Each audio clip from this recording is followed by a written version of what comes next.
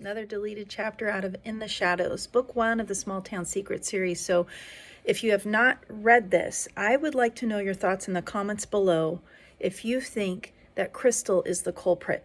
So this is, again, a deleted chapter, not part of the story, but what you get here is her perspective, which you do not get in the book, which is told only by Rayleigh Johnson. Crystal Homecoming Part 1. 3 pages I'm going to read to you. She had done it. It had taken a lot of work. Pretending she was terrible at math had been a huge stretch, and doing 3 tutoring sessions with Ryan had been painfully boring, but it had worked. He had asked her at lunch to go with him to homecoming, the most popular boy and the most popular girl in school attending the dance together, the way it should be. It was all so perfect. Gina couldn't go to the mall. She was grounded for talking back to her mom, so Crystal went on ahead without her. By the time she dashed inside, she was practically soaked all the way through her t-shirt. Annoyed, she stopped at the bathroom where she spent several minutes using the blow dryer to dry her hair and a handful of paper towels to pat down her clothes. In the mirror, she reapplied her makeup. She had to look good at all times, especially when she came across gorgeous guys. Satisfied that she had freshened up, she strolled over to her favorite dress shop. Apparently everyone had the same idea. The place was packed. Huffing with slight annoyance, she marched in, turning her head every which way till her eyes landed on a handful of black strapless dresses. With purpose and poise, she glided over to the display and skimmed through until she landed on the one. Smiling, she ran her hand across a silky fabric and brought the dress with her into one of the fitting rooms. Last night, she and Gina had attended the premiere party of the year at David Espel's house. David played tackle on the varsity team and was Ryan's best friend, and known for his famous parties.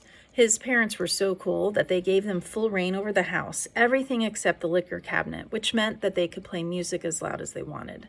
Since the Espels lived on 20 acres of land and deeper into the country, no one could hear them for miles. His parents stayed up in their room while the rest of them danced, played spin the bottle, or shot a game of pool. Crystal had never been to a party, but she'd had the time of her life. When the music set the mood, she made sure to cozy up with Ryan on the couch. They'd exchanged a sweet kiss out in the open, so now everyone knew they were a couple, just like she planned it. Today, he hadn't even waited until they sat down to eat to ask her to homecoming. She'd acted surprised, of course, but she'd said yes after a few seconds. It would hurt her reputation to look too eager, so she had to play it cool. But inside, her body had thrummed with the fluttering of excitement. Glancing at her reflection, she grinned.